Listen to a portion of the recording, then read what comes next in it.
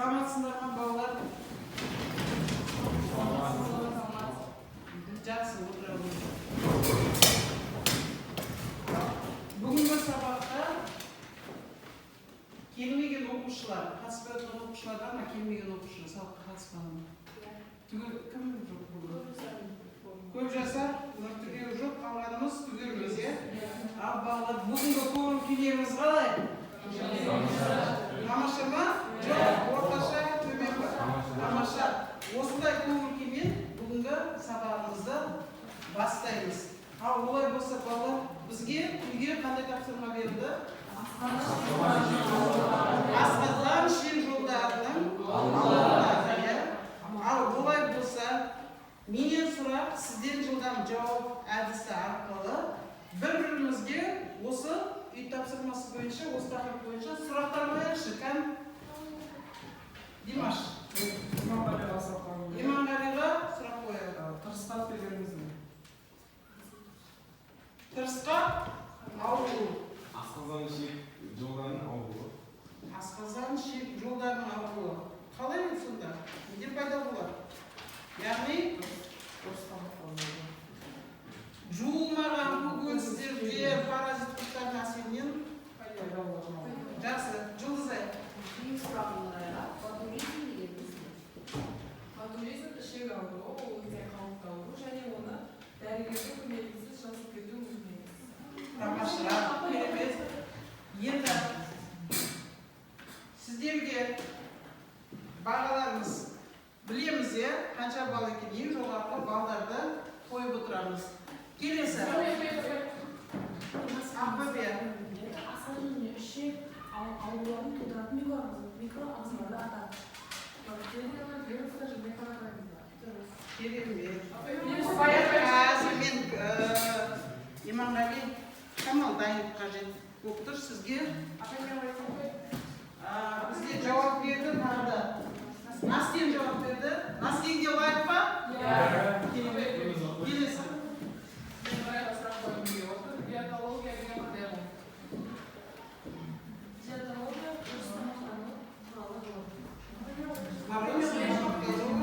туралы ғылым. Айда. Уланудың басты белгілері.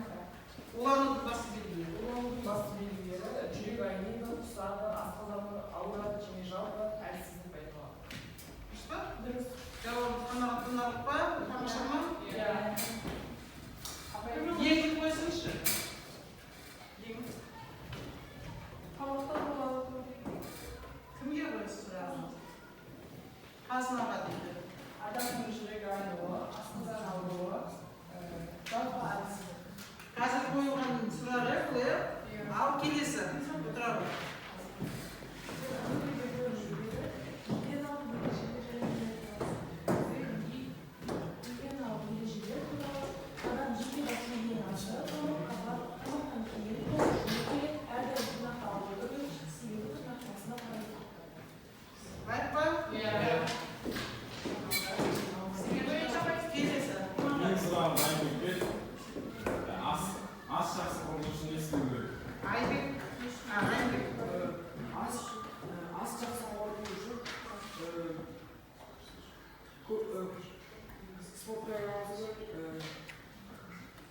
Көп қозғалу керек.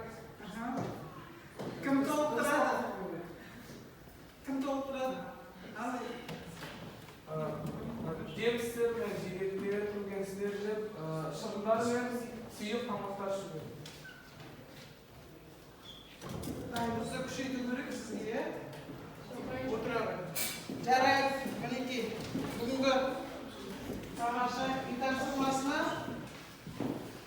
жақсылап жауап берді. Ал енді олай болса, келесі жаңа сабаққа қарай көшеміз. Мен қазір сіздерге бүгінгі күнді жазайық, дәптерлеріңізді ашыңыздар.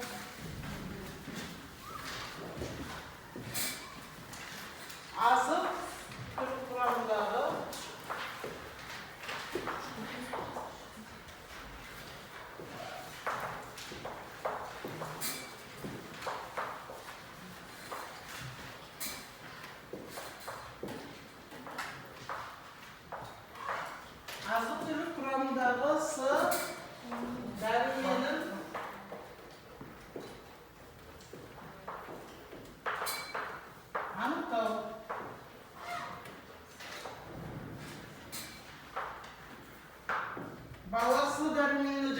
дәрумен дегенді естігеніміз бар ма?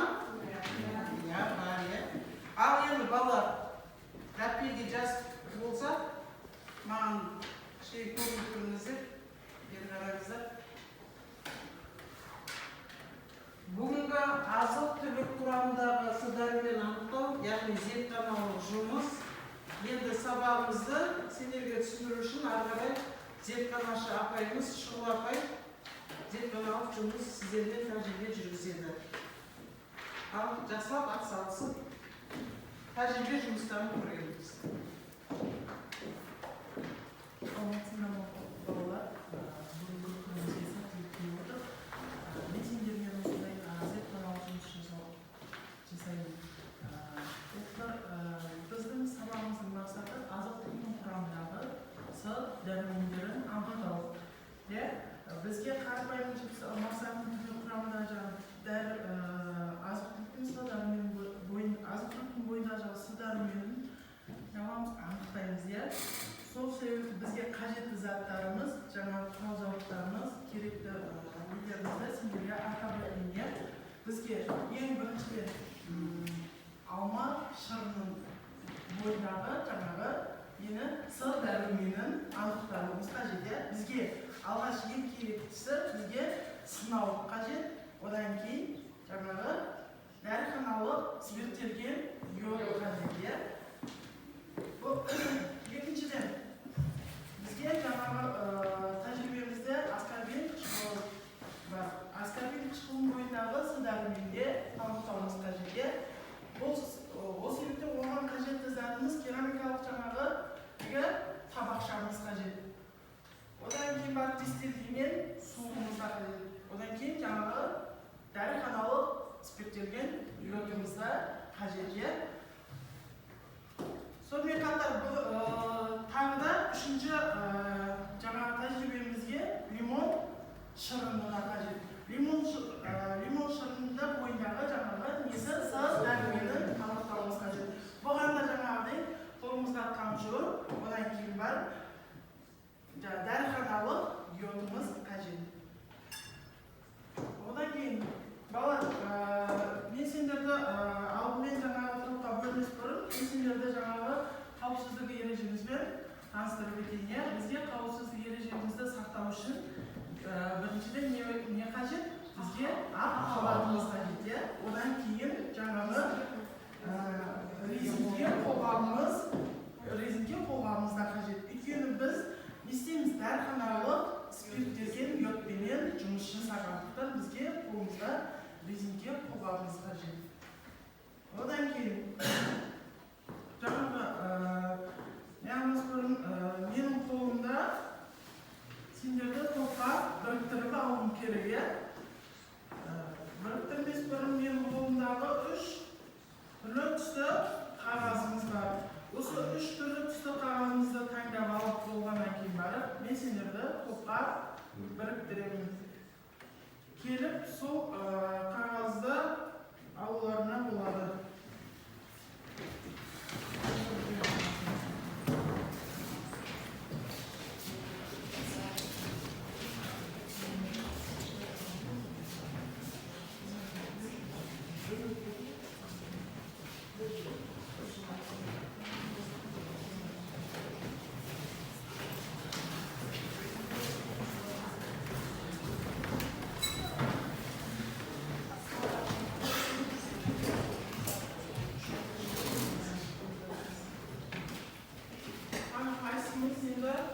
Қай түсті таңдадық? Қол көтереміз. Алма шырыны бірінші топқа беріледі. Екінші тобымыз лимон шырыны. Аскорбин қышқылы екінші топқа. Үшінші топқа лимон қышқылы.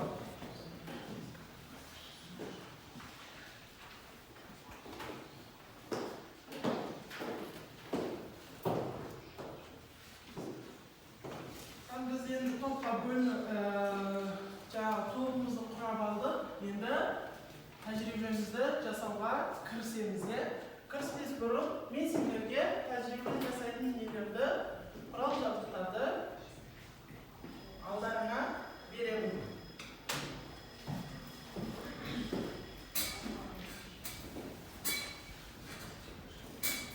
Біріншіден, мен сендерге тәжірибені жасамас бұрын бір түсіндіріп өтейін. Менің қолымда алма шырыны химиялық шыны ыдысымызда. Бұл шырынның бойындағы С дәруменін анықтауымыз қажет. Оған жаңа не үшін жаңағы 2 миллиграммдай неге сынауға құямыз, құямыз. Оған қажетті жаңағы дәріханалық спирттелген йодымыз қажет. Одан кейін оны бізге қажетті жаңа тамшуыр қажет. Сол себептен қолымызға резинке қолғабымызды киеміз. Тәжірибемізге дайындалып қоямыз. Екінші топқа аскорбин қышқылы. Екінші топымызға да аскорбин қышқылы. Жаңағыдай не істейміз? Бірінші керамикалық табақшамызбенен, таяқшамызбенен әбден езіп араластырып аламыз. Оған дистилденген су қажет.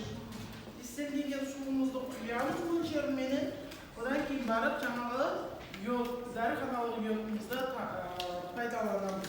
Оған да жаңағыдай тамшуыр, сосын сынауға не аламыз? Құйып 2-3 тамшы йодымызды тамызамыз.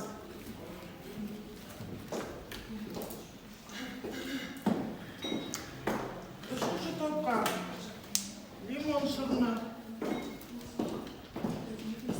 Орта жаңағыдай менің қолымда лимонның шырыны сынды. Ол лимон шырынада жаңағыдай не істейміз?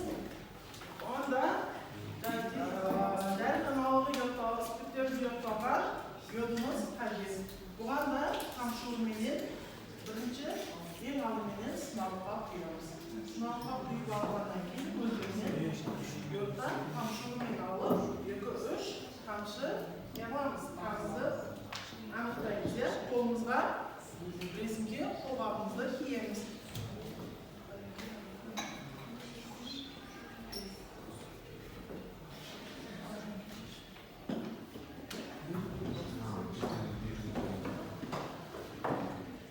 Ендеше балалар барлығын түсінікті түсіндірген тәжірибелерін егер алса тәжірибе жасауға істейміз.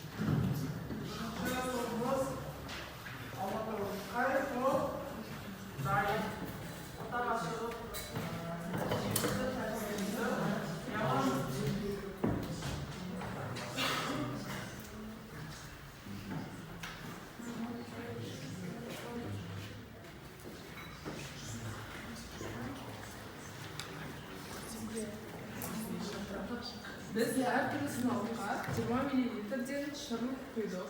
Арнайы химиялық әдіс арқылы шырыны бар сынақтарға тамшылатып дайындалған йод ерітіндісін қостық. Және жұмсалған йод мөлшерін мұқият санап алдық. Сосын сынауықтағы қоспамызды араластырдық. Тәжірибе нәтижесінде алма шырынымыздың түсі өзгерді. Яғни алма шырынымыздың несі? Түсі өзгерді, иә? Яғни бұл алма шырынында су дәрумені аз екенін білдіреді. Аз деген білдіреді, иә? Жақсы, рахмет. Отыра қойыңдар. Екінші неміз аскорбин қышқылы, иә?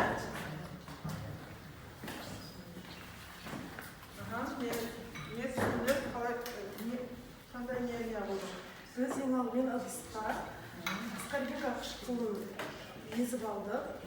Содан соң дистилленген суды ыдысымызға құйып, аскорбинкамызбен араластырдық. Оны сынауға құйып, дәріханалық йодты тамызып, нәтижесінде аскорбин қышқылында су дәрумені көбейгеніне көз жеткіздік. Все, өзгерген жоқ, иә? Балдар. Жарайды, рахмет.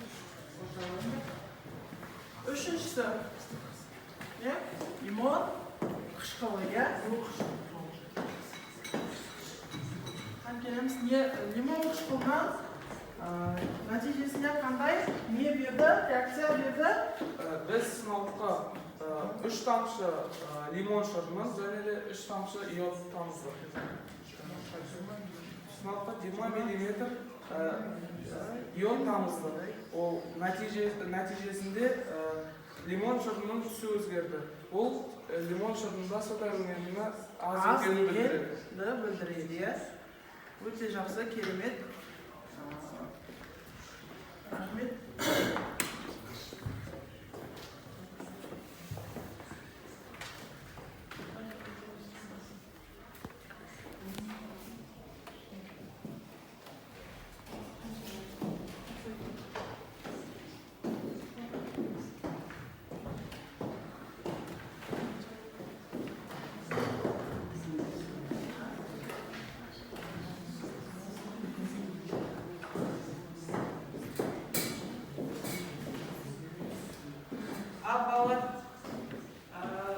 Сіздер қазір тәжірибе жасадыңыздар, деп қаламын жұмыс. Сонымен азық-түлік құрамында қай дәрумені анықтадыңыздар сіздер? Қандай өзгеріс болады екен әр ортада? Қандай өзгеріс болды? Түсі өзгереді. Су дәрумені көп болса, түсі өзгермей қалады, ал су дәрумені аз болса, түсі өзгереді. Я сендер қай? Біз алма шырынын алдық. Оған йодты қосқан кезде бізде оның түсі өзгерді. Яғни бұл су дәруменінің аз екенін білдіреді. Аз екенін. Я, көрсіздер ма? Алма келесі топта Бізде аскорбин қышқылында аскорбин қышқылын күнделікті жейсіңдер ғой, иә? Ол қазір тұтынып жүрсіңдер, жеп жүрсіңдер, иә, соған? су дәрумен мөлшері өте көп, яғни оның түсі өзгерген жоқ. Өзгеріссіз қалды, яғни құрамында дәруменнің бар екенін, жоғары екенін көрсеттіңіздер. Келесі топтар? Біз лимон қышқылын алдық. Оған йод тамызған кезде оның түсі өзгерді. Ол лимон қышқылында су дәрумені аз екенін білдіреді. Сендерде біз шамалы не қалдым, түсінбей қалдым. Біз лимон қышқылын алдық. Лимон қышқылына лимон шырынын алдыңыздар, иә? Құрамындағы су дәруменін анықтадыңыздар. Көп бекен, аз бекен? Аз екен, түсі өзгерді. Иә, түсі өзгеріске ұшырайды екен. Тамаша. Түсінікті болды ма? Сонымен су дәрумені егер жетіспеген жағдайда біздерде адам ағзасында қандай ауытқушылық болады екен? Ауруға ұшырай ма, ұшырамай ма? Қалай сонда? Кім толықтырады болады? Өз ойларын түсіндіріп айтады.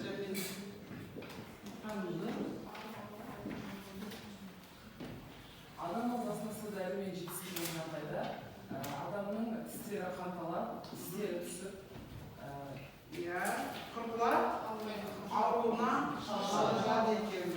Жарайды. Сонымен қатар қазір сіздер зертханалық жұмысты толық көрдіңіздер, иә? Енді сіздерге тапсырма адам ағзасының негізгі дәрумендердің маңызы ма? Осы тақырып және дәрумендер олардың сипаттамасы және жіктеу. Яғни 14-ші параграфты аша қойыңыздар. 14-ші параграфты аштық, иә? Енді осы параграф бойынша қазір бір көз жүгіртіп 5 минут уақыт беріп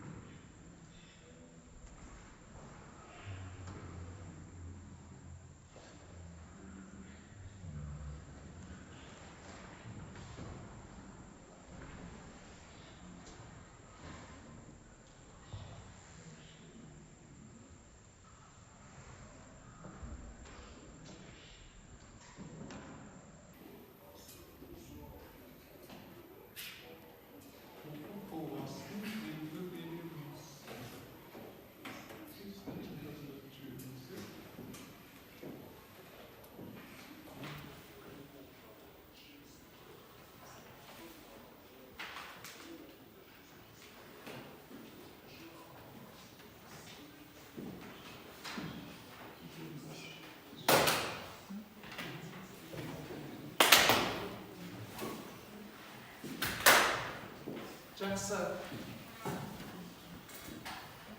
Дәрумендер жайлы оқулықтан қазір ақпарат алдым.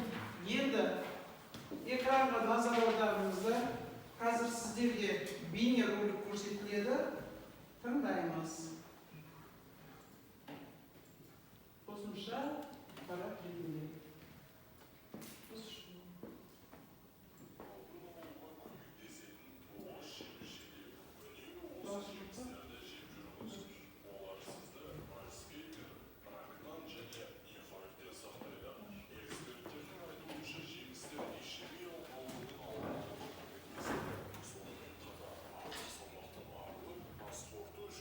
Сонда ояқ olur ya. Иә.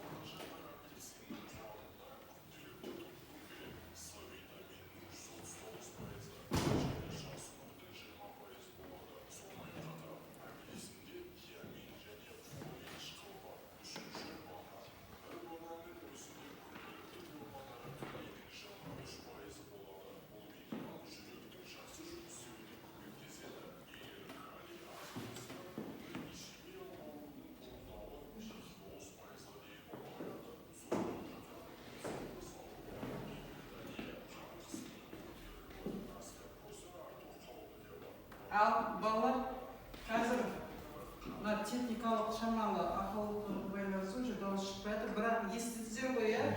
Яғни дәрумендер, яғни витамин қай тілден алынған екен? Не деген мағынаны білдіреді? Дәрумендерді ашқан кім екен? Иманғали. Дәрумендерді ашқан бал. Орыс дәрігері Лунин. Иә. Тағы қандай ақпарат білдің? Жұлдызай. Дәрумендерді 1880 жылы ашқан. Кім ашты? Лунин. Иә. Қай жақтың ғалымы? Орыс ғалым. Орыс ғалымы. Қасына. Витамин қай тілден алыныпты? Латын тілінен алынған. Қандай мағынаны білдіреді екен Нұрдана? Бейбітшілік. Қандай дәрумендер білдің? Тағы. A, B, C, D. Яғни отырғанда латынның бас әрпі А, В, З, З деген әріптермен белгіленеді екен, иә? Наскен, қандай ақпар алдың тағы? Витамин термині 1912 жылы пайда болған. Тағы, Сандуғаш. Дәрумендер суда немесе майда ерігіштерге қарай үлкен екі топқа бөлінеді. Бірінші суда еритіндер, екінші майда еритіндер. Тамаша. Қандай дәрумендер суда майда ериді? Кім айтады? Суда еритіндер. Кім айтады? Нұрым. К, Е, Д және И. Қайсысы бұл? Майда Майда еритіндер. суда еритіндер S, R және B дәрумендері суда ериді. Тамаша. Келесі. Тағы да Асқар, не мәлімет білдіңіз? Ағзада қалыпты жұмысшы шамамен 20-ға астам дәрі. Керемет. Так, біз де кім сөйлейміз?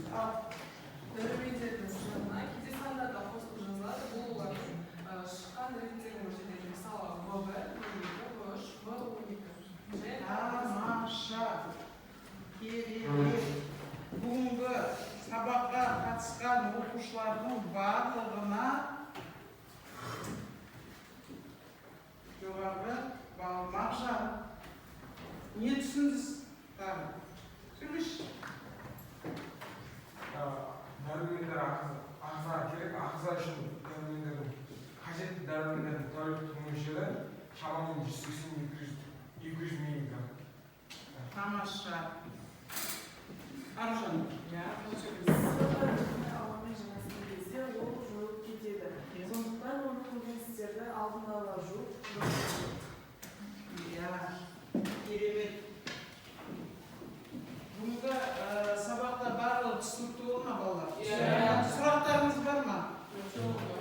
Сұрақтарыңыз жоқ болса, ал енді сіздер назар аударыңыздар тақтаға. Яғни БББ білесіздер ғой, иә? Яғни сол бойынша тез-тез ойларыңызды жазып іліп жіберіңіздер.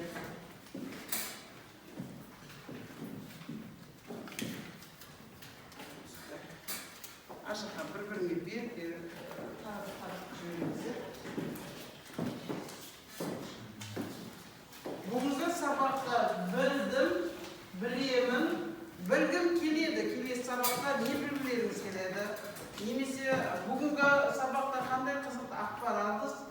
Бұрыннан білетін ақпарларыңыз сол жайлы бізде рефлексия жіберіңіздер. Жас болғандарыңыз шығып тақтаға жіберіңіздер.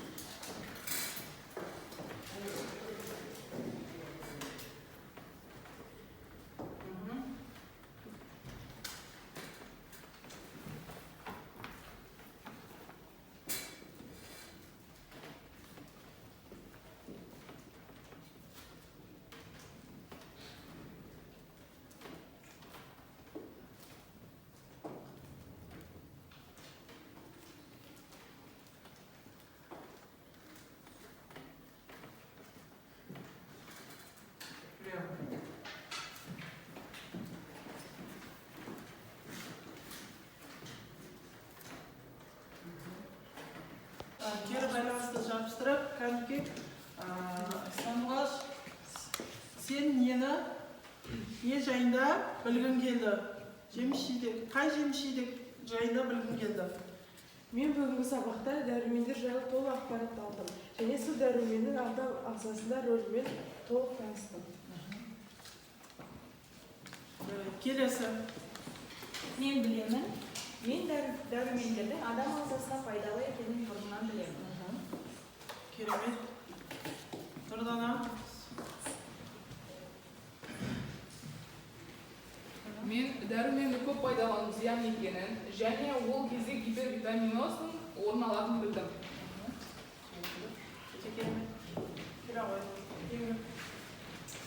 Маған бүгінгі сабақ өте ұнады. Су дәруменін қалай анықтауды үйрендім.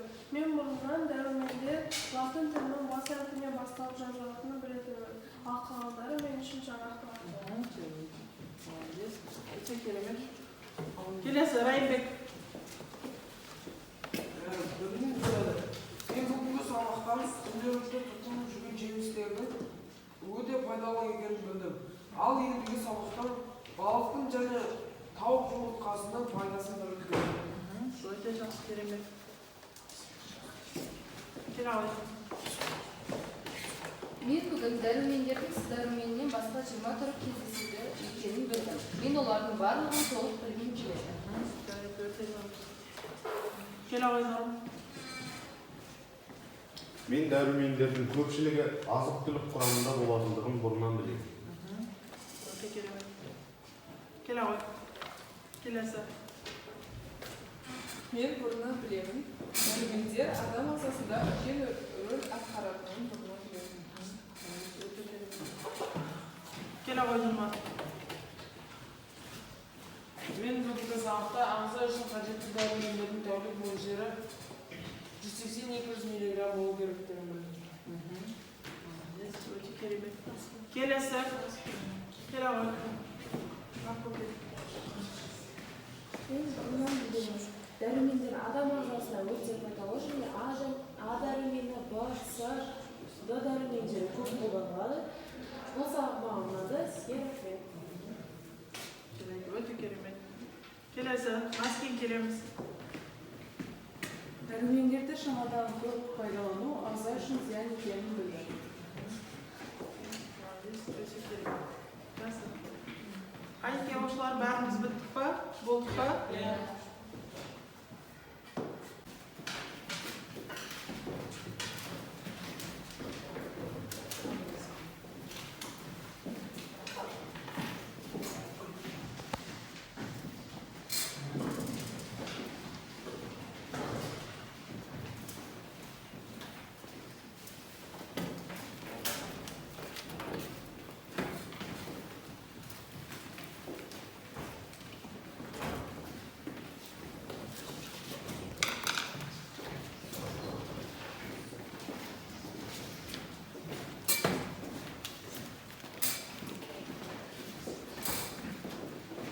Жақсы. Барлықтарымыз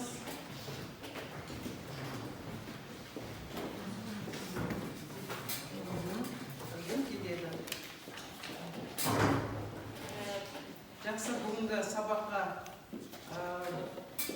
ынта жігерлеріңізбен белсене қатысқандарыңызға көп рахмет. Бүгінгі сабақта ерекше жаңағы мен риза болған Димаш жақсы қатысты. Димашқа 9 балл, Иманғали 8 балл, Ақөпе 9, ұмытып қалмаңыздар өздеріңізге. Нұрай 9, Сандуғаш, Жұлдызай, Маскен 9, Аружан 9-ға шамал жетпей жатыр. Аружан неме өтсін? Бір-екі сұраққа жауап берді. 9 балл қояйық. Менің есебімен. Және де қалған оқушылар 8 балдан. Дұрыс па? Бағалану? Бүгінгі сабағымыз осымен аяқталды. Сұрақтарыңыз жоқ болса, сабақ аяқталды. Сау болыңыздар.